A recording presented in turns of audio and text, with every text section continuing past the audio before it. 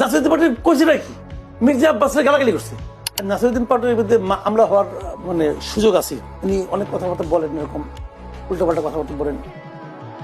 তো সমাজে না এই ধরনের পলিটিক্যাল লিডার থাকে, সবাই তো এক ধরনের না।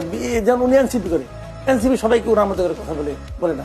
এই যে মঞ্জু ভাই একটা পার্টির প্রধান, ওনার সেক্রেটারি কি ওনার মতো করে কথা বলে না। তো পার্সন টু পার্সন কথা বলার ভঙ্গি এটা একটু ডিফারেন্ট হতেই পারে। যেমন ধরেন এত দেশের এই যে আমরা পশ্চিমা ওয়ার্ল্ডের কথা বলি না, পশ্চিমা দেশগুলি কত সভ্য, ভদ্র, নম্র। ট্রাম্পের আলাপ শুনলে আপনি কি মনে হয়?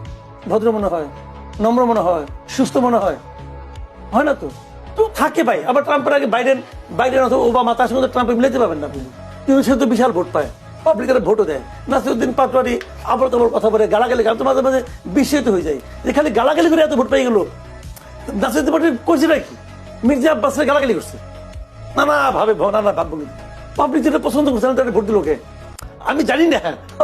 কাছে এখানে এটা যদি সভ্যতা অথবা ভদ্রতার ভব্যতার যদি আপনার মাপকাঠিকে ছাড়াই যায়, সীমানাকে অতিক্রম করে যায়, মামলা হতেই পারে।